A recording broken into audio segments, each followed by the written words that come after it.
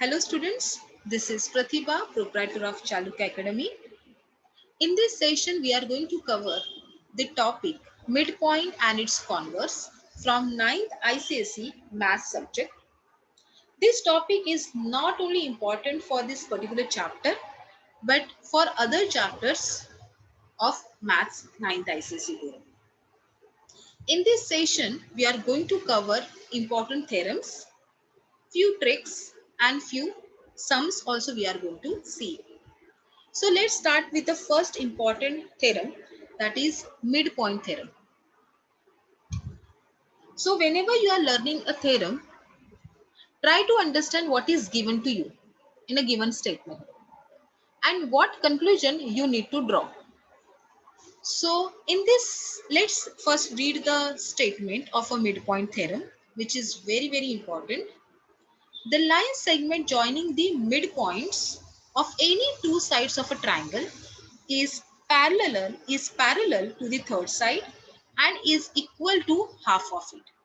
So dear students, this is given to you and this you have to prove, or you can see this is your conclusion. Conclusion 1 and conclusion 2. So let's see the given figure. ABC. The triangle ABC is given to you. And what is mentioned here, what is data given to you, that D and E are the midpoints. So from the given information, you can write here that if D is a midpoint of AB, then you can write AD is equal to DB. And E is a midpoint of AC, then you can write AE is equal to EC. So this information you have to collect from the given data.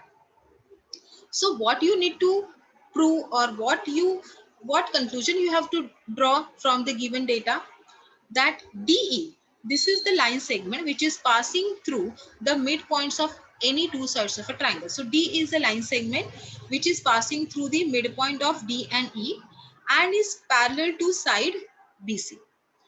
Okay, so this is the first conclusion you should able to make. And second, that DE is half of AC. So these two conclusions you have to make it. In most of the examination, they do not ask to write a proof of this theorem. But yes, you should able to apply this theorem in many sums. So if they have given that D and E are the midpoints of any two sides of a triangle, if it is given to you or if it is mentioned anywhere, then you should make out that yes, now DE is parallel to BC and DE is half of a BC. So whatever the symbol they have given. So this conclusion you have to make. So this thing you should able to understand. Second theorem is converse of midpoint theorem. Now in the first theorem, they have given you that the 2 points are midpoints and you are concluding that the line segment is parallel to it and the line segment is half of the third side of the triangle. Now in a converse of midpoint theorem, what is given to you, that one midpoint is given to you. Okay, so here a straight line drawn through the midpoint of one side of a triangle parallel to another. This is given to you. If this is given to you, then you should conclude that then that given line segment should bisect the third side as well. So this is the conclusion which you should come, and this is given to you. So if D is the midpoint, so they have given only that AD is equal to DB. And if you draw the line which is passing through this one of the midpoints, and if it is parallel to the third side, then this line segment is bisecting the third side as well at point E. So given is AE is equal to EC. Okay, so this is given to you and this is what conclusion you have to make it. Okay, so these two theorems you have to use while solving the sums based on the midpoint theorem and converse of midpoint theorem. So while solving the sums, you have to provide the reasons. So you can write either if it is dependent on, if it is based on midpoint theorem, then you have to write midpoint theorem, or if it is based on converse of midpoint theorem, then you have to mention it. Okay. So let's see now. So these two theorems are very, very important. So let's discuss the few sums over here. Okay. Now here they have given, prove the figure obtained by joining. Okay, prove that the figure obtained by joining midpoints of the adjacent sides of a quadrilateral which is parallelogram.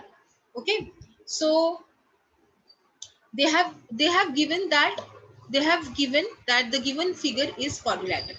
Okay, and also they have given the midpoints of adjacent sides, and you have to prove that the line joining the midpoints is parallelogram. Okay, so A, B, C, D is a quadrilateral which is given to you.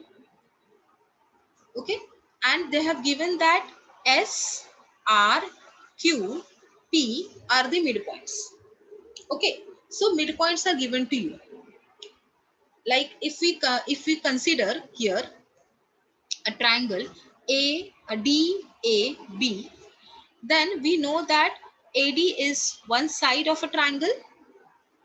AD is one side of a triangle and AB is another side of a triangle. So S is a midpoint of AD and P is a midpoint of AB, which is given to you. So two midpoints are given to you. Definitely it is based on the first theorem, that is midpoint theorem.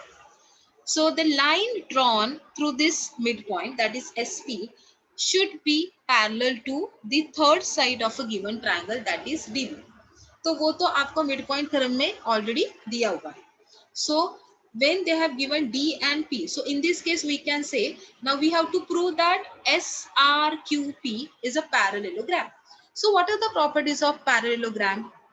Opposite sides are parallel and opposite sides are equal. So you have to show that opposite sides are parallel, okay, or you have to show that opposite sides are equal. This way you have to prove. So now let's start. Now we consider the triangle DAB. So in triangle DAB, S and P are the midpoints of sides AD and side AD and side AB. Okay, so you can conclude here that SP is parallel to DB and SP is equal to half of DB. So what reason you will give for these two conclusions? You have to write here midpoint theorem. Okay. Similarly, you can consider the triangle CDB. So similarly, in triangle DCB, R and Q are the midpoints of DC and CB. So you can conclude that RQ is parallel to DB and RQ is half of DB. So again, what is the reason behind it? It is based on midpoint theorem. So you have to mention, which is very, very important. So let's mention here, this is equation 1 and this equation 2. So from equation 2, you can see that this side is equal. So SP is equal to RQ. So the SP is parallel to RQ. Similarly, we can join the diagonal AC of a given triangle and we can prove SR is equal to PQ. So similarly, we can prove here SR is equal to PQ. So thus we can conclude that quadrilateral PQRS is a parallelogram. So this way we have used the theorem, midpoint theorem, first theorem,